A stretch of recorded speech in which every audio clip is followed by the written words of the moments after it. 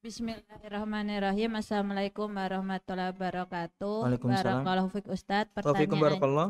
Pertanyaannya, ketika kita melakukan kesalahan atau dosa, kita melakukan sholat taubat. Apakah termasuk bid'ah ketika hampir setiap hari kita melakukan sholat taubat ketika kita melakukan dosa? Ataukah sholat taubat itu hanya ketika kita melakukan dosa-dosa besar atau semua dosa baik itu dosa kecil, Ustadz?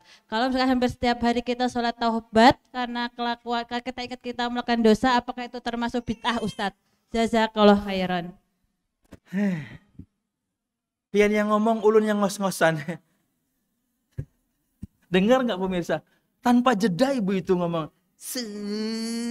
Ibu cocok jadi rapper, Bu. Barakallahu fikum.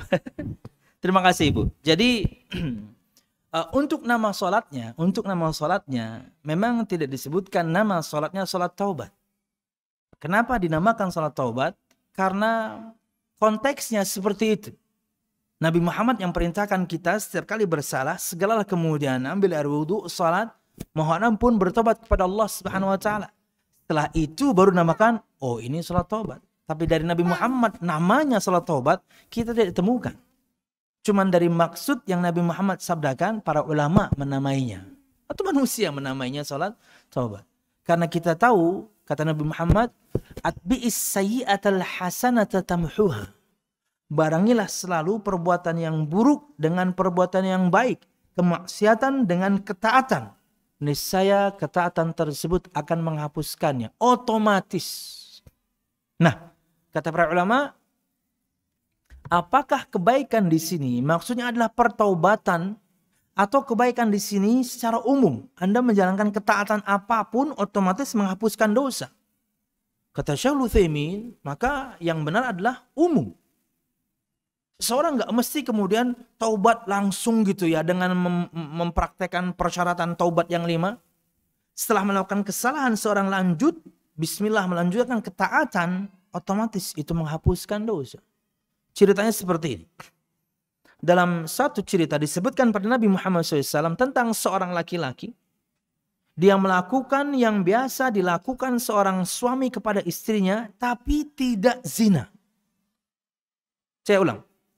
Diceritakan pada Nabi Muhammad SAW tentang seorang laki-laki yang melakukan kepada seorang perempuan yang biasa dilakukan oleh seorang suami kepada istrinya. Ini bukan mahram ya. Tapi dia melakukan pada perempuan ini sesuatu yang biasa dilakukan oleh seorang laki-laki pada istrinya. Tapi tidak sampai zina. Apa kata Nabi Muhammad SAW? Apakah dia sholat subuh bersama kita? Kata sahabat itu, ya, dia sholat subuh bersama kita. Dan kemudian Nabi Muhammad konfrontir langsung pada orangnya. Hal tusalli ma'ana al-fajr. Apakah kamu sholat fajar bersama kami? Ya wahai Rasul, saya sholat fajar. Langsung beliau bersabda dengan menyampaikan firman Allah, innal hasanat yudhibnas sayyiat. Sesungguhnya kebaikan-kebaikan, ketaatan-ketaatan menghancurkan, meleburkan semua kemaksiatan-kemaksiatan.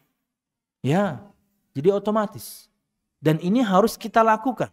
Karena setiap kali kita berdosa, sangat mungkin kemudian kita berdosa berkali-kali, mungkin dosa yang sama bahkan, tergelincir kita di jurang yang sama bahkan, segeralah bertobat kepada Allah dengan menjalankan ketaatan.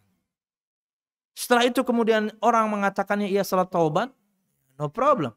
Tapi yang jelas itulah bentuk ketaatan kita kepada Allah Subhanahu wa taala agar dosa yang barusan kita lakukan kita berbaik sangka kepada Allah kemudian diampuni. Wallahu a'lam bishawab.